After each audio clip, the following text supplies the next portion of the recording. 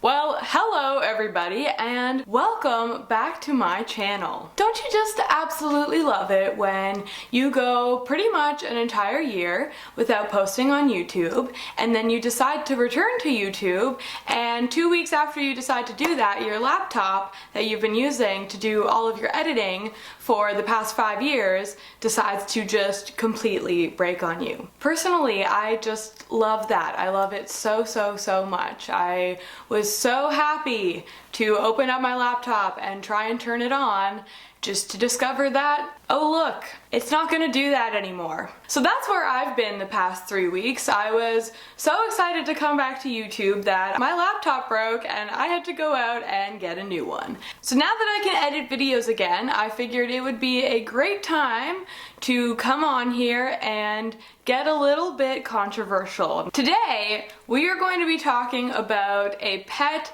that a lot of you guys probably keep. If you don't keep one, I'm sure you know what it is. And the animal we are going to be talking about today is the bearded dragon. That is right, we are going to be talking about you today. This whole video is just about you and all the other bearded dragons that exist. So Lex here is my bearded dragon, and I've owned her since the very beginning of 2019. So I have about 4 years experience caring for and working with bearded dragons.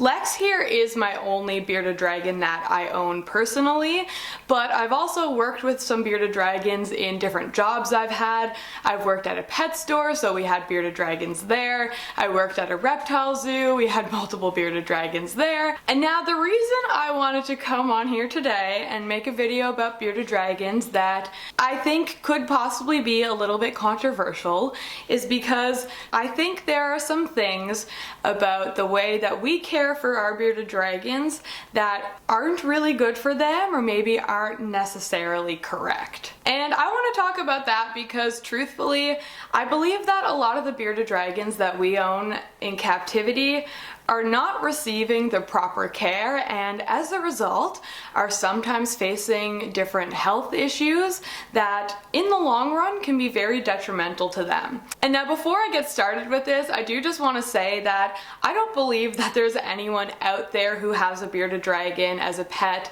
that they love and care for that are intentionally doing things wrong. I think that there's just a lot of misinformation out there about bearded dragons as pets, and as a result, sometimes we think we're doing our absolute best, but maybe we should actually reconsider that because a lot of the information that's out there about bearded dragons is the exact same information that was available 20 years ago, and in that time span we've learned a lot about not only bearded dragons but different reptiles and different pets. Truthfully, I believe the best thing we can do for our animals when we own them in captivity is to always be evolving and always be improving. So that's what I hope this video does. This isn't meant to say that any of us out there are intentionally doing things wrong and that you're a terrible person for doing that. That is not at all what I'm trying to say. More so what I'm just trying to say is do some research, reconsider things, and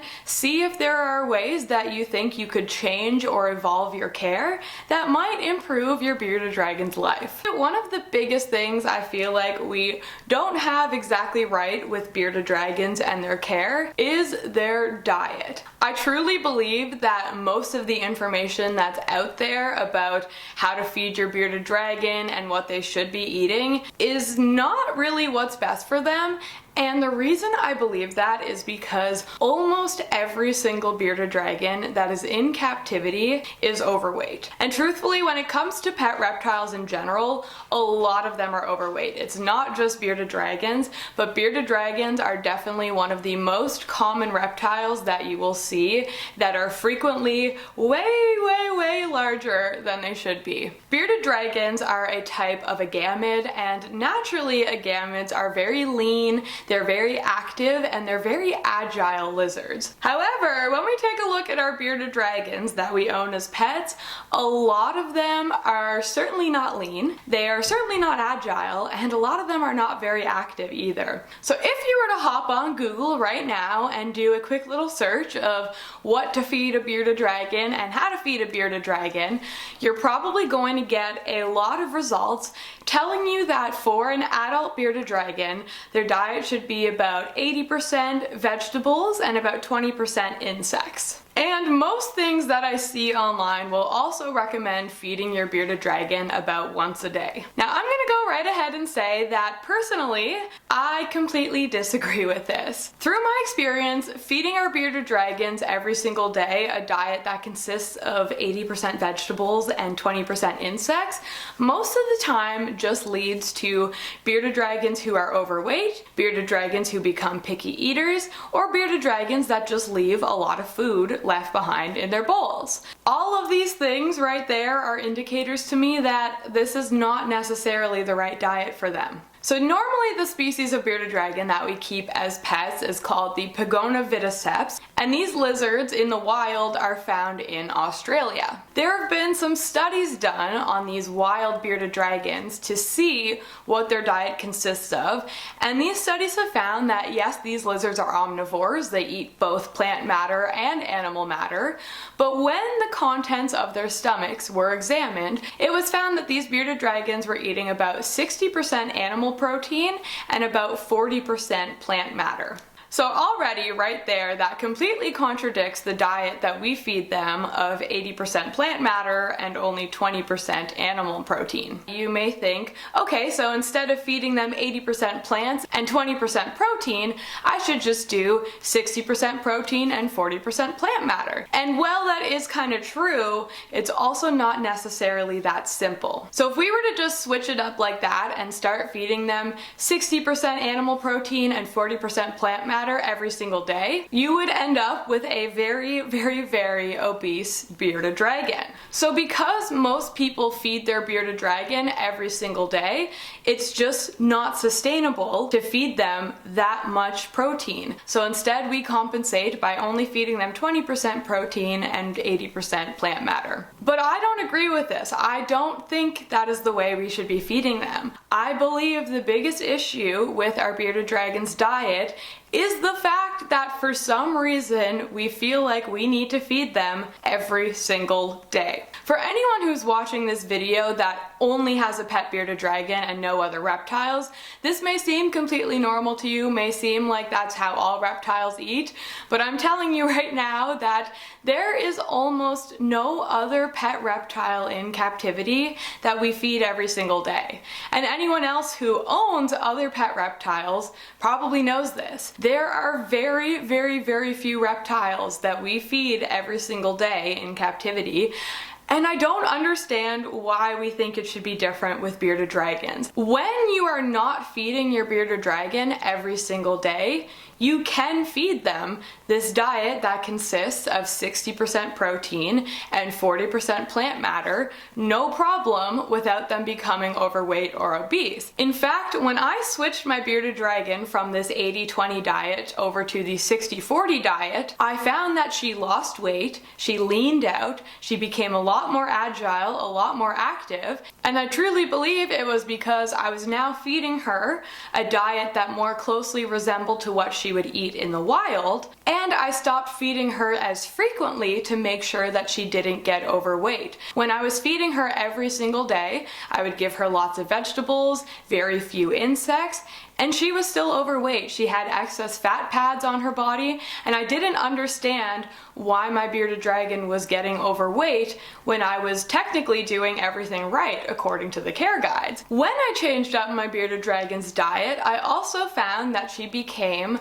a much less picky eater. A lot of people who have bearded dragons struggle with them becoming picky eaters. They only want to eat their bugs, they don't want to eat their vegetables, and a lot of people have to resort to doing all these fancy tricks to make them eat their vegetables, where they'll like roll up the bug inside of a leaf and kind of trick the bearded dragon into eating the vegetables as well. But in my experience with not just bearded dragons, but almost every reptile I own, if you have a picky eater, it's because they're being fed too much. If you decrease the amount of food you're offering to them, they are much less likely to be a picky eater because their instincts start to kick in. If an animal knows that food is going to be delivered to it every single day, it has the option to be picky. It can eat the things it wants and it can leave the other stuff behind because they know they're gonna get more food tomorrow, and they again can then just go and eat the things they want and leave the other stuff behind. If you stop feeding them as frequently and you start only offering food to them every 2 days, every 3 days, every 4 days, their instincts are gonna kick in. They're gonna tell them to eat what they can when they can, and you're gonna end up with an animal who is not a picky eater at all. And now this has been the experience for me with so many different animals. As soon as I have an animal that starts being a picky eater, my solution has always been to feed them less. When you think about it, you're not gonna go out in the wild and find a bearded dragon that's a picky eater. They're gonna eat whatever they can, whenever they can, because that's what they need to do. So here's another thing that makes this a bit more complicated. If you're to look at some studies about wild bearded dragons, you might find that yes, it is very common that these bearded dragons are going to eat every single day. So as a result, we might believe then that we need to feed our bearded dragons every single day. But there is a big difference between a bearded dragon out in the wild and a bearded dragon that we keep as a pet. And that main difference is the amount of exercise that they are getting. In the wild, these bearded dragons that eat every single day are not just sitting in the same spot doing nothing waiting for food to come by and get delivered right to them. They are actively out there hunting for their food. They are running after their food. They're chasing these insects. They're running from predators. These bearded dragons out in the wild might be running miles and miles every single day just to find the food that they need to keep themselves alive, whereas our bearded dragons that we own as pets are sitting in one spot waiting for their bowl to get delivered to them. There is a huge difference in the amount of energy that the wild bearded dragons use versus the amount of energy that our captive bearded dragons use, and as a result, we need to change their diet up to reflect that. So if you're asking me, I truly believe there is no reason for a captive bearded dragon to be eating every single day unless you are also putting that bearded dragon on a treadmill to go for a 5-mile run every single day. It just doesn't add up. So once I started doing research on wild bearded dragons and I started to learn about these things, I decided to stop feeding my bearded dragon every day, and I now only feed her about 2 or 3 times a week. So her diet is very different than what it used to be, and is very different from what a lot of care sheets recommend. And that's why I think that this can be a bit controversial, because I am experimenting with things here, but personally I have only seen positive results from it. My bearded dragon is so much leaner than almost every bearded dragon I see in captivity. Her energy levels are incredible. She's very active, she's very alert, and overall she is just very different from when I used to feed her every single day. When I was feeding her all the time, she was very lazy. She wouldn't move a whole lot. She was just a very sluggish bearded dragon, and she was also overweight. So diet is definitely the biggest thing I feel like we have wrong with bearded dragon care, but there is more than just that, and another one I think is temperature. A lot of us keep our bearded dragons at basking spots of around 100 degrees Celsius. Not Celsius, oh my god, that is way too warm. Please do not keep your bearded dragon at 100 degrees Celsius. I meant 100 degrees Fahrenheit. However, bearded dragons in the wild can often be found out basking at temperatures much higher than this. They can tolerate temperatures up to 120, 130, even beyond that. And again, that is Fahrenheit, not Celsius. Please do not cook your bearded dragons. When we are not keeping our animals warm enough, it is also going to directly affect their energy levels. Reptiles are cold-blooded animals, and the warmer they are, the more active they're going to be, and the higher their metabolisms are going to be. When we keep our bearded dragons at a basking spot of 95 or 100 degrees Fahrenheit, well, that is definitely warm enough to keep them comfortable. Their energy and metabolism is not going to be comparable to a wild bearded dragon who can bask at 120 degrees, for example. So when we're keeping our bearded dragons at cooler temperatures, it's also going to contribute to that lazy, sluggish bearded dragon attitude that we see a lot in captivity. I truly believe part of the reason why we sometimes consider bearded dragons to be so calm and docile is because a lot of times they're actually just kept too cold. I've noticed with a lot of my animals, especially ones that could be considered to be a bit more defensive, the higher their temperatures are, the more defensive they're going to act. And for us, as people who want to own them as pets, we don't always want that. We want them to be calm and chill, so we tend to keep them at cooler temperatures than maybe is ideal for them. And now this one here is tricky because we do keep our bearded dragons in terrariums, which does obviously limit the amount of space they have. When we're keeping our bearded dragon in an enclosure that's 120 gallons or 4 foot long by 2 foot by 2 foot, we can only have a basking spot that goes so high, because if we put a 130 degree basking spot on one end of the enclosure, the other end of the enclosure might also be really hot, and then they might not be able to cool down properly. So it is really important that we're still considering thermal gradients here. So as a result, you might not want to give your bearded dragon a basking spot of 130 degrees, but you can definitely give them a basking spot of like 110 degrees and still hopefully have a nice cool end for them to escape to and be able to thermoregulate. I guarantee that you will notice a difference in their activity levels if you keep them a little bit warmer. And now, speaking of terrariums and limited size, that's the next one I want to talk about. A lot of us keep bearded dragons in enclosures that are too small for us to give them all of their proper needs. Up until a few years ago, a 40-gallon tank was the recommended for an adult bearded dragon. In my opinion, this is just far too small. It does not give our bearded dragons much space to be active, and it also gets very difficult to provide them with a proper temperature gradient. So now the recommended standard is closer to a 120-gallon tank,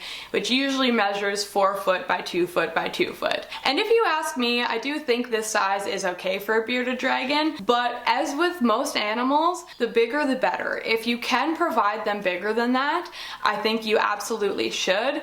And you will probably notice that your animal is a lot more active. You will be able to give them a bigger temperature gradient if you have a bigger enclosure. So overall, the bigger enclosure you have, the better care you can give your bearded dragon. I do think that a 4 foot by 2 foot by 2 foot enclosure is an okay minimum, but like I said, bigger is always better, and I would definitely recommend going bigger for a bearded dragon if you can. Another thing that I feel like we have kind of wrong about bearded dragon care is the fact that these animals like to climb. For some reason, we have this idea that bearded dragons are just these lazy ground-dwelling animals, and again, I think a lot of that has to do with their diet and just incorrect care. But these animals in the wild spend a lot of time climbing through thicker branches. You can sometimes find them up on posts and stuff. They don't spend all their time up in the trees or anything, but they are good at climbing and they really enjoy it. In my bearded dragon's enclosure, I have a bunch of different thick wood branches for her to climb on and bask on and explore around, and she spends almost all of her time up in her branches. I rarely ever find her just down on the ground. She loves to hang out up high on her branches. She runs around them, she explores all around them, and overall she just really loves having the option to climb around her enclosure. So rather than just giving your bearded dragon a couple little high sides and some logs that they can climb over, try giving them some bigger branches. I personally find that grapevine is a really good one to use in bearded dragon enclosures.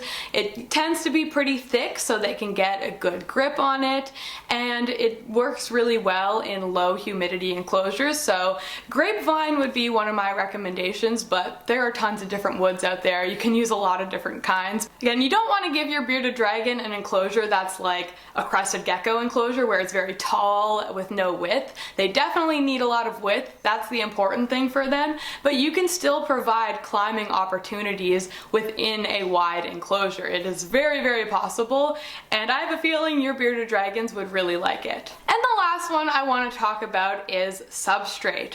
There is a very common belief that bearded dragons should never ever be kept on loose substrate, that they should always be kept on solid substrate because impaction is a risk. And I am going to go right ahead and say that yes, impaction is always a risk when you use loose substrate, but the truth is impaction most often comes from incorrect temperatures and is not a result of just having loose substrate.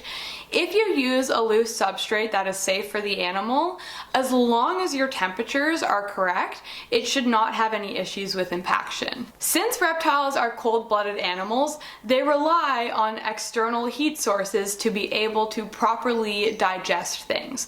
So if your animal ingests some substrate, but their temperatures are warm enough, that substrate should pass through them with no issue. However, if your temperatures are too cold and your animal ingests the substrate, that is when impaction becomes more of a risk. So if you ask me, loose substrate is a great option for bearded dragons as long as their temperatures are warm enough that their digestive system is working properly. With that said, I don't think you need to do loose substrate. If you feel more comfortable using a solid substrate, that is perfectly fine. You can do whatever you feel comfortable with, but I just don't think there's this reason for us to feel like loose substrate is such a horrible thing for them. I think that it can be a really good option, and it can be very enriching for them because some bearded dragons do like to dig in it. I found that Lex, my bearded dragon, she doesn't really tend to dig much, so with her loose substrate it doesn't seem to make too much of a difference. She's just not much of a digger, but I've seen other bearded dragons out there that love to dig and will spend a lot of time doing so. So